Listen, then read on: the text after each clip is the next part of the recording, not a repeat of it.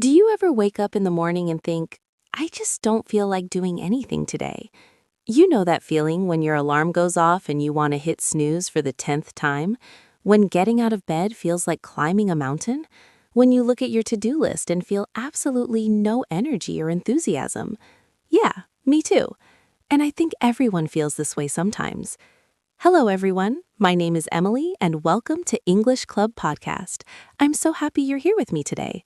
Whether you're listening during your morning commute, while you're exercising, or just relaxing at home, thank you for choosing to spend this time with me. You know, I have to be honest with you. This morning was one of those mornings for me.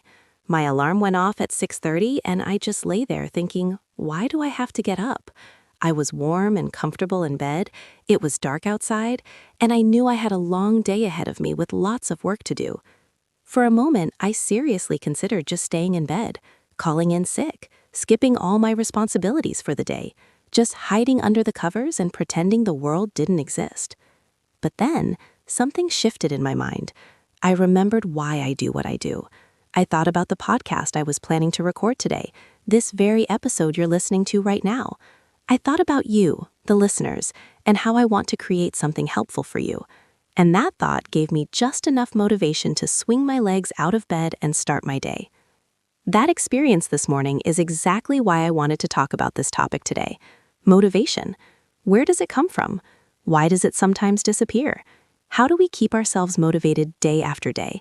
And how do we talk about motivation in English? Today, we're going to explore the topic of daily motivation.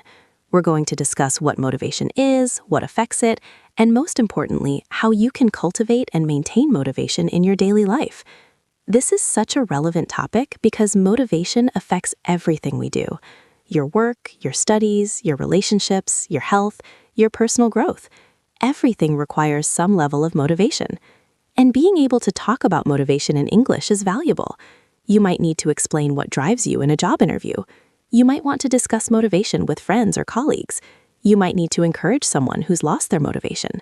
So today, we're going to make sure you have the language and understanding to talk about this important topic. Before we dive in, if you're enjoying this podcast, please like and subscribe to our channel for more English learning podcasts. It really helps us create more content for you. And if you find this episode motivating, share it with someone who might need a boost. We really appreciate your support. All right, let's get started. Let me begin by talking about what motivation actually is and the vocabulary we use to discuss it. Motivation is the reason why you do something. It's what drives you to take action. It's the force that pushes you to get out of bed, go to work, exercise, study, pursue your goals. Without motivation, we'd just lie in bed all day doing nothing. The word motivate is the verb form. Something motivates you, meaning it gives you a reason to act. For example, my desire to help others motivates me to create these podcasts. We use the word drive in a similar way. Your drive is your inner motivation and determination. For example, has a strong drive to succeed, or I've lost my drive lately. Another important word is purpose. Purpose is your reason for doing something, the meaning behind your actions.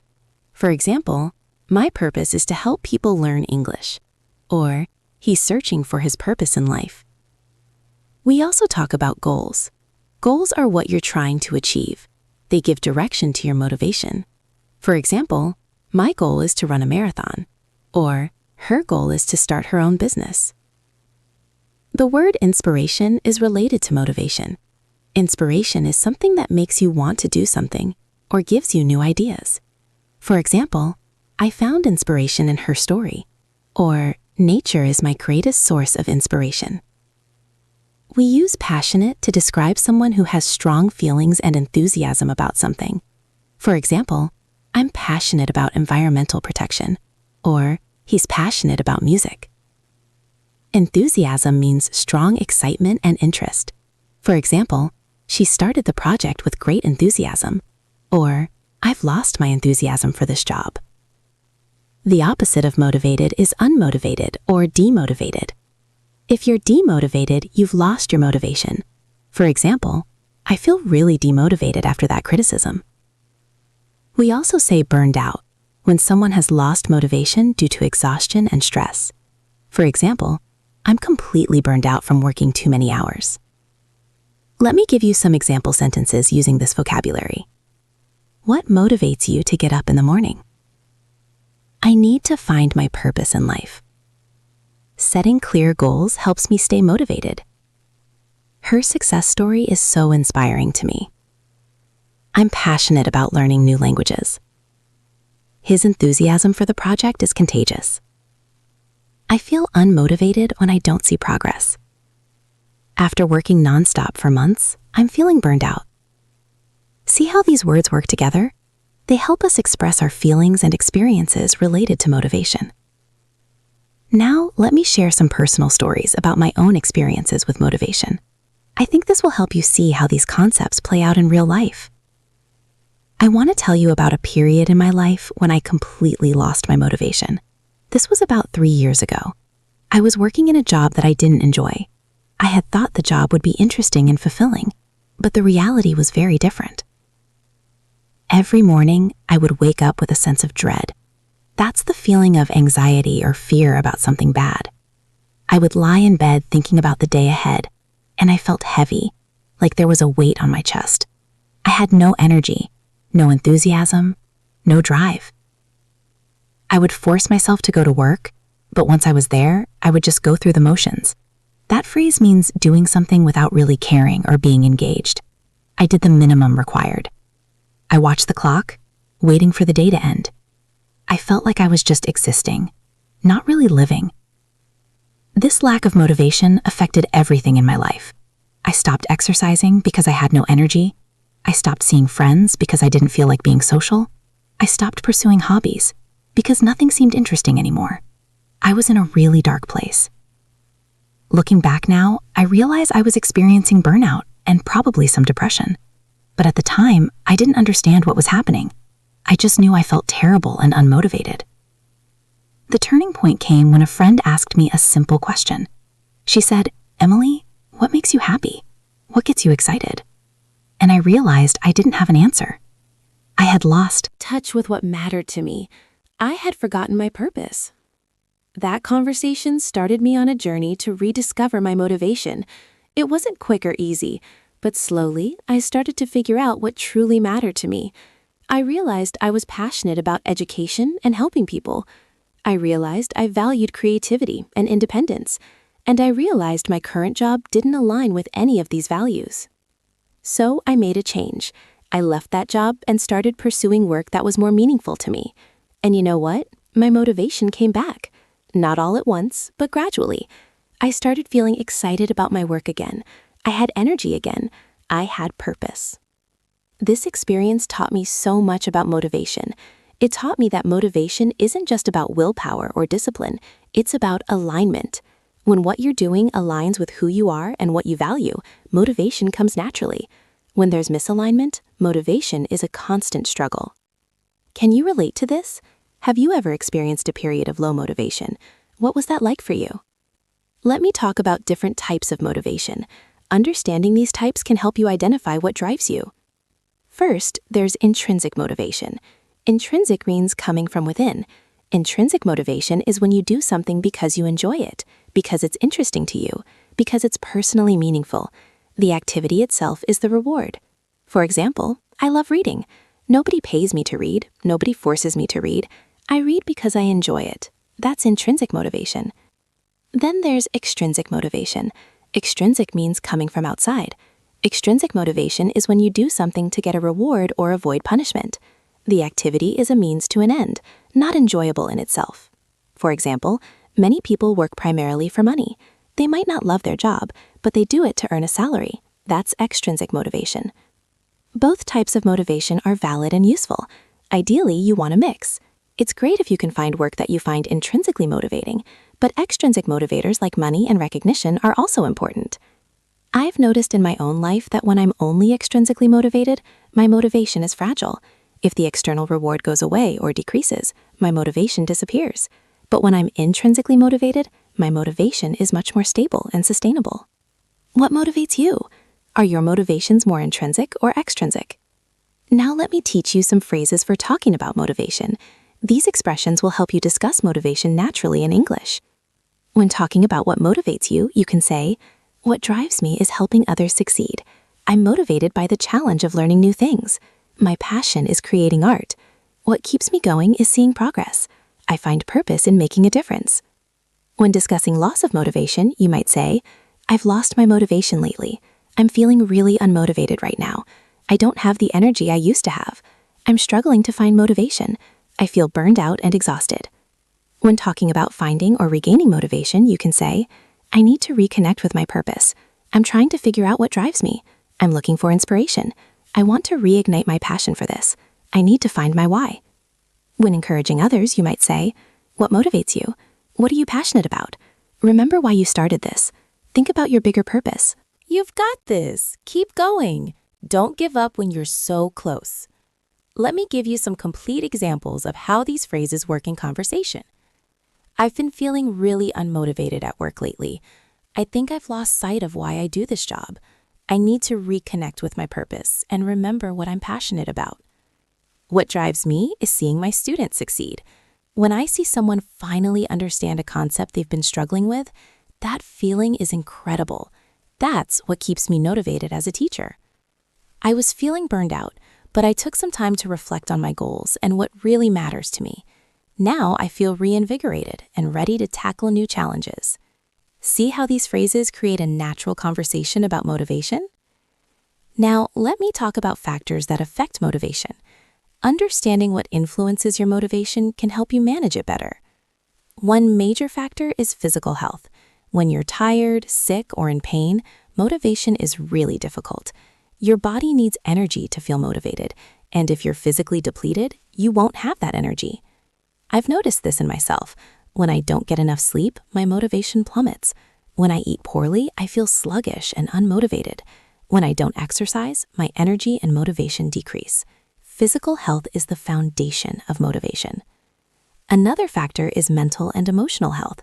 Stress, anxiety, and depression can severely impact motivation. When you're dealing with these challenges, even simple tasks can feel overwhelming. During my burnout period, my mental health was poor and my motivation disappeared. Taking care of my mental health through therapy, meditation, and stress management helped restore my motivation. Your environment also affects motivation. A cluttered, chaotic environment can drain motivation.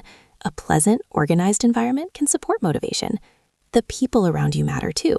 Negative, critical people can demotivate you. Positive, supportive people can energize you. I'm much more motivated when I work in a clean, organized space with natural light, and I'm more motivated when I'm around enthusiastic, positive people. Environment matters. Progress and success boost motivation. When you see that your efforts are working, that you're making progress toward your goals, you feel motivated to continue. But when you feel stuck or like you're failing, motivation drops. This is why setting achievable goals is important. If your goals are too big or vague, you won't see progress and you'll lose motivation. But if you set smaller, achievable goals and celebrate small wins, you maintain motivation. Clarity of purpose affects motivation. When you know why you're doing something, when you understand the meaning and purpose, you're more motivated. But when you're just going through the motions without understanding why, motivation is hard to maintain. I'm much more motivated when I have a clear vision of what I'm working toward and why it matters. When I lose that clarity, I lose motivation. Autonomy, the feeling of having control and choice, supports motivation. When you feel like you're being forced to do something or you have no control, motivation decreases. But when you feel like you're choosing and directing your own path, motivation increases. Finally, challenge level matters. If something is too easy, it's boring and you lose motivation. If something is too hard, it's overwhelming and you lose motivation. It's when something is challenging but achievable. That's when you feel engaged and motivated. What factors affect your motivation? What helps you feel motivated? And what drains your motivation? Let me share some strategies for cultivating daily motivation. These are approaches I use and recommend. Strategy 1. Start with a morning routine. How you start your day sets the tone for the whole day. If you wake up rushed and stressed, you'll feel unmotivated. But if you wake up with intention and do something positive, you'll feel more motivated. My morning routine includes drinking water, doing some light stretching, and spending a few minutes thinking about my intentions for the day. This simple routine helps me feel centered and motivated. It doesn't have to be complicated or time-consuming, just something that makes you feel good and ready for the day. Strategy 2. Connect with your why. This means regularly reminding yourself why you're doing what you're doing. What's your purpose? What are your goals? Why do they matter? I keep a journal where I write about my goals and why they're important to me. When I feel unmotivated, I read these entries. They remind me of my bigger purpose and reignite my motivation. Strategy 3. Break big goals into small steps. Big goals can be overwhelming and demotivating, but when you break them into small, manageable steps, each step feels achievable, and completing each small step gives you a sense of progress and accomplishment, which fuels motivation. Instead of thinking, I need to write a book, which is huge and overwhelming, I think, I'm going to write 500 words today. That's doable. That's motivating. Strategy 4. Celebrate small wins. Don't wait until you achieve the big goal to celebrate. Celebrate the small steps along the way. Did you complete a task today? Celebrate that. Did you make progress? Acknowledge it. This might seem silly, but celebrating small wins actually matters. It gives you positive reinforcement and keeps motivation high. I try to acknowledge my progress every day, even if it's just mentally saying, "Good job, Emily." Strategy 6. Take care of your physical health. I mentioned this earlier, but it's worth emphasizing. Sleep enough, eat well, exercise regularly, drink water. These basic health practices have a huge impact on motivation. When I'm sleep deprived or living on junk food, I feel terrible and unmotivated. When I take care of my body, I have so much more energy and drive. Strategy 7. Manage your environment. Create a space that supports motivation. Clean and organize your workspace, remove distractions. Add things that inspire you, like photos, quotes, or plants. I have a vision board in my office with images and words that represent my goals. Looking at it reminds me what I'm working toward and why it matters. Strategy 7. Find accountability and support. Share your goals with someone who will encourage you and hold you accountable. This could be a friend, family member, coach, or online community. I have an accountability partner. We check in with each other weekly about our goals. Knowing someone is going to ask about my progress motivates me to actually make progress. Strategy 8. Practice gratitude. Gratitude is the practice of appreciating what you have. When you focus on what you're grateful for, you feel more positive and energized. This positive state supports motivation. Every night, I write down 3 things I'm grateful for. This simple practice has significantly improved my overall mood and motivation. Strategy 9. Limit comparison to others. Comparing yourself to others is demotivating. There will always be someone ahead of you, someone doing better, but that's not relevant to your journey. I try to focus on my own progress rather than comparing myself to others. Am I better than I was last month? That's what matters.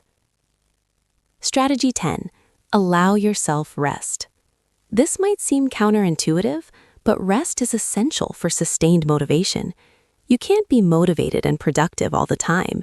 You need breaks. You need recovery. I used to feel guilty about resting, like I should always be working. But I've learned that rest isn't lazy. Rest is necessary. When I rest properly, I come back with renewed energy and motivation. What strategies work for you? What helps you stay motivated day to day? Now let me talk about motivation and discipline. There's a common question: which is more important, motivation or discipline? Here's my perspective. Motivation gets you started. It's that initial spark, that excitement, that drive. But motivation is unreliable. It comes and goes. Some days you feel motivated, other days you don't. Discipline is what keeps you going when motivation fades. Discipline is doing what needs to be done even when you don't feel like it. It's following through on your commitments even when it's hard. Ideally, you want both. Use motivation when you have it, but build systems and habits so that you can keep going even when motivation is low. For example, I'm not always motivated to exercise. Some days I really don't feel like it, but I have a discipline and routine around exercise. I do it at the same time every day. It's a habit. So even when motivation is low, I still exercise because it's part of my routine. That said, if you're constantly forcing yourself to do something you hate through pure discipline with no motivation at all, that's not sustainable.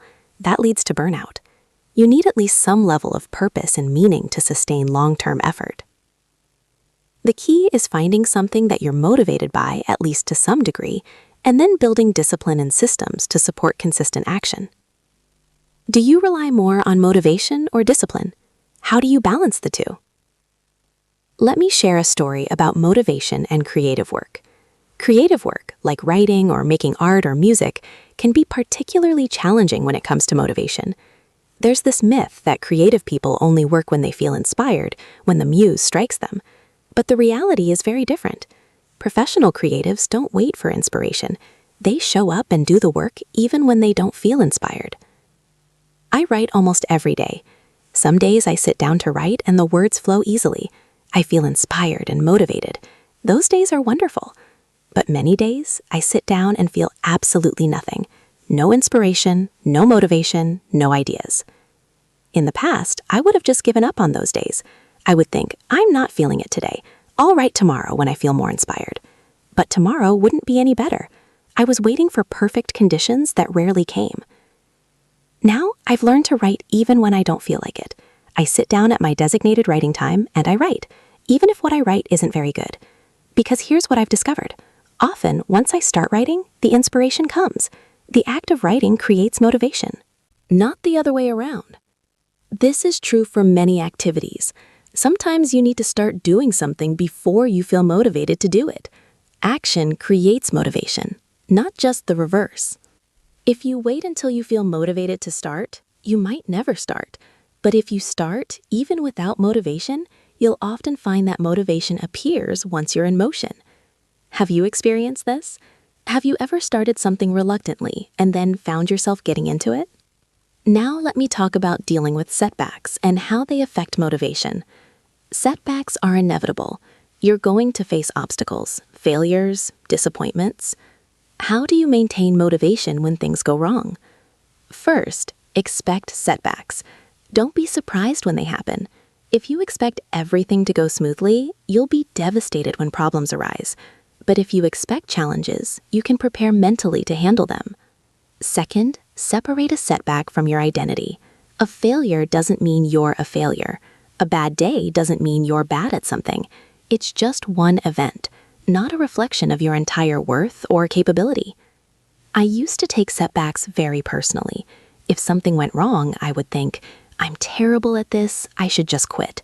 But I've learned to see setbacks as information, not as judgments. This attempt didn't work, so what can I learn? What can I try differently? Third, practice self-compassion. When you experience a setback, be kind to yourself. Talk to yourself the way you talk to a good friend. Would you tell a friend they're worthless because they made a mistake? Of course not. So don't talk to yourself that way either.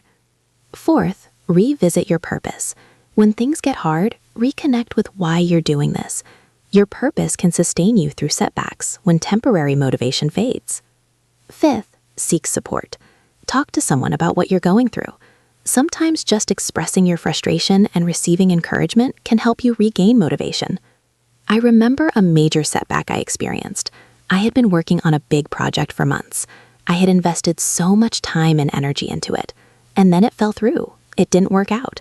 I was devastated. I felt like all that work was wasted. For a few days, I felt completely demotivated. I didn't want to work on anything. I questioned everything. But then I talked to a friend. She listened to me vent, and then she said something that really helped. She said, "The work wasn't wasted. You learned so much. That learning is valuable, even if the project didn't succeed." That perspective shift helped me so much. I started focusing on what I had learned rather than on the failure. And slowly, my motivation returned. I started a new project, applying what I had learned, and that project did succeed. Setbacks are painful, but they're also opportunities to build resilience. Each time you face a setback and keep going, you prove to yourself that you can handle difficulty, and that builds confidence and motivation for future challenges. How do you handle setbacks? What helps you maintain motivation when things go wrong? Let me talk about the relationship between motivation and goals. Goals are important for motivation, but the type of goals you set matters. Specific, measurable goals are more motivating than vague goals. I want to be healthier is vague. I want to exercise 3 times a week for 30 minutes is specific. The specific goal is easier to act on and easier to track progress. Goals should be challenging but achievable. If a goal is too easy, it's boring and not motivating. If it's too hard, it's overwhelming and demotivating. The sweet spot is a goal that stretches you but feels possible. Goals should be personally meaningful. Don't set goals just because you think you should or because someone else wants you to. Set goals that genuinely matter to you. Otherwise, you won't sustain motivation to pursue them. It's also important to focus on process goals, not just outcome goals. An outcome goal is the end result you want. A process goal is about the actions you take. For example, an outcome goal might be, I want to lose 10 kilograms. A process goal would be, I will cook healthy meals at home 5 days a week. You can't directly control outcomes, but you can control your actions. Focusing on process goals gives you more control and more frequent wins, which supports motivation. I found that when I focus too much on outcome goals, I get frustrated if I'm not seeing results fast enough. But when I focus on process goals, on just doing the actions consistently, I feel more motivated because I'm succeeding every time I complete the action. What are your goals? Are they specific, achievable, and meaningful to you? Now let me discuss motivation and comparison. We live in a world where we're constantly exposed to other people's accomplishments. Social media shows us everyone's highlight reel. It's easy to feel like everyone else is doing better than you. This comparison can be really demotivating. You see someone achieving what you want to achieve, and instead of feeling inspired, you feel inadequate. You think, I'll never be that successful, so why bother trying? I've struggled with this a lot. I'll see someone who's further along in their career or more successful in some way, and I feel deflated. My own progress suddenly seems insignificant. But I've learned some strategies to handle comparison more healthily. First, remember that you're only seeing part of the picture. You see people's successes, but you don't see all the failures and struggles behind those successes. You don't see the full story. Second, use comparison as information, not as a judgment. If someone has achieved something you want to achieve, that's proof it's possible. You can learn from their path without feeling bad about yourself. Third, focus on your own journey. The only comparison that matters is between you now and you in the past. Are you making progress?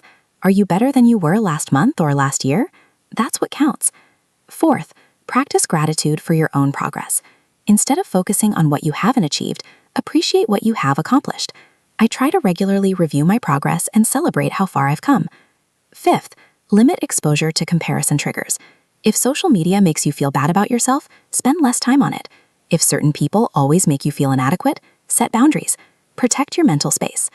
Learning to manage comparison has been huge for my motivation. When I stop comparing myself to others and focus on my own growth, I feel so much more motivated and content. Do you struggle with comparison? How does it affect your motivation? Let me share some thoughts about motivation and meaning. Viktor Frankl, a famous psychologist, said that humans need meaning to survive and thrive. When we have a sense of purpose and meaning, we can endure tremendous difficulty.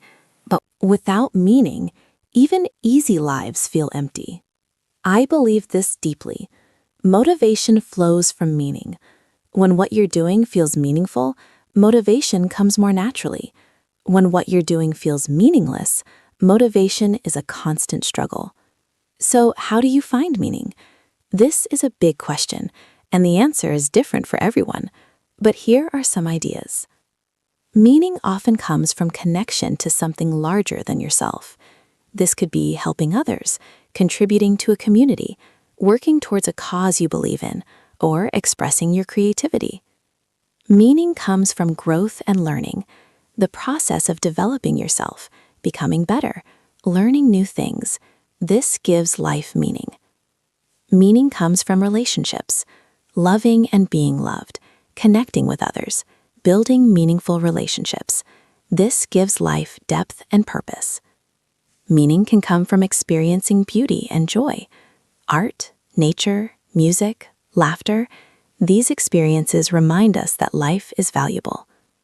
For me, meaning comes from helping people learn and grow. When I create content that helps someone, when I receive a message from someone saying, this podcast helped them, that feels deeply meaningful. That meaning fuels my motivation to keep creating. What gives your life meaning? What makes you feel like what you're doing matters? Now let me talk about energy management and motivation. Motivation isn't just mental, it's also physical. You need energy to feel motivated. Think of your energy like a battery.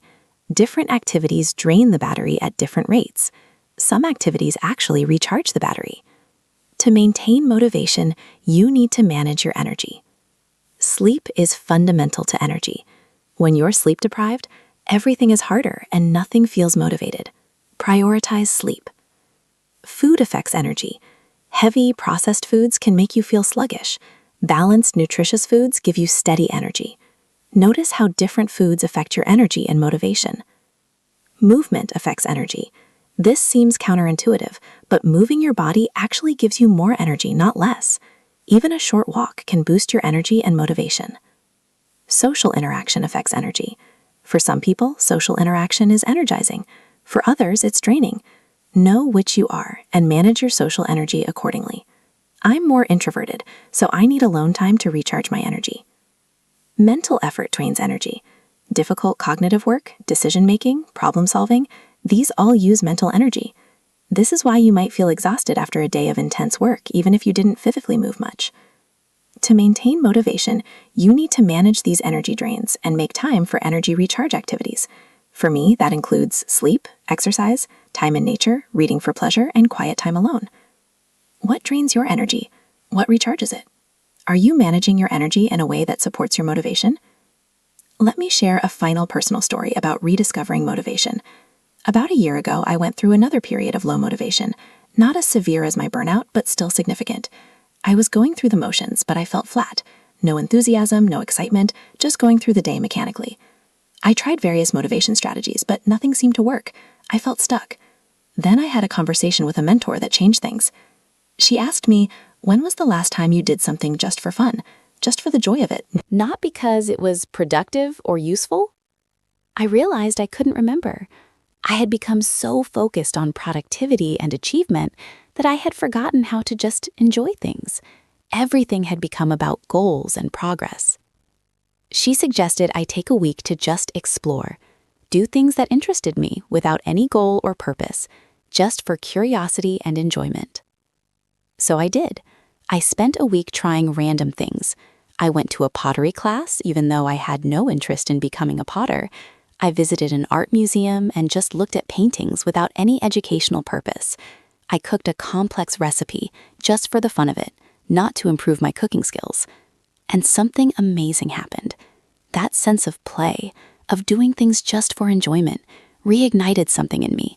I started feeling more curious, more alive, more energized. And that energy spilled over into my work.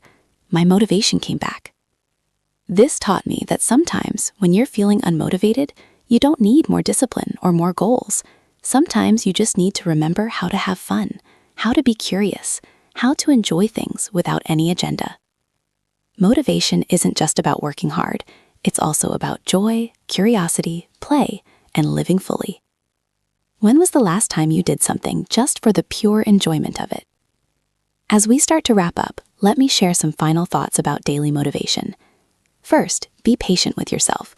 Motivation naturally fluctuates. Some days you'll feel energized and driven. Other days you'll feel flat and unmotivated. Both are normal. Don't beat yourself up for having low motivation days. Second, build systems and routines that support you even when motivation is low. Discipline and habits carry you through the low motivation times. Third, regularly reconnect with your purpose and meaning. Keep your why front and center. When you know why you're doing something, motivation comes more easily. Fourth, take care of your whole self. Your physical health, mental health, relationships, and environment all affect your motivation. You can't just think your way to motivation if your basic needs aren't met. Fifth, celebrate progress and practice gratitude. Appreciate how far you've come. Acknowledge your efforts. Gratitude fuels motivation. Sixth, don't wait for perfect motivation to take action. Start even when you don't feel like it. Action often creates motivation. Seventh, be willing to make changes if something isn't working.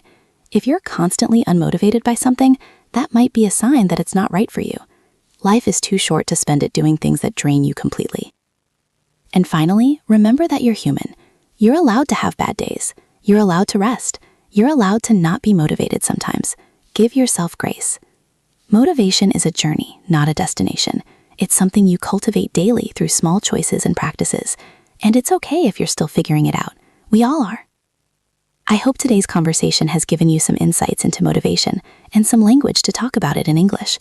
More than that, I hope it's reminded you that you're not alone in struggling with motivation sometimes. We all face this challenge. I'd love to hear from you. What motivates you in your daily life? What challenges do you face with motivation? What strategies work for you? Leave a comment below and practice talking about motivation in English. I read all the comments and I'd love to hear your stories. And insights. And please, like and subscribe to English Club for more English learning podcasts. Thank you so much for listening today. Your time and attention mean everything to me. Keep practicing your English. Keep exploring what motivates you. Keep connecting with your purpose. And remember, you're doing great. Even the fact that you're here, listening to this podcast, learning and growing, that shows motivation. Be proud of yourself for that. Thank you again for being here with me today. Keep going, keep growing, and believe in yourself.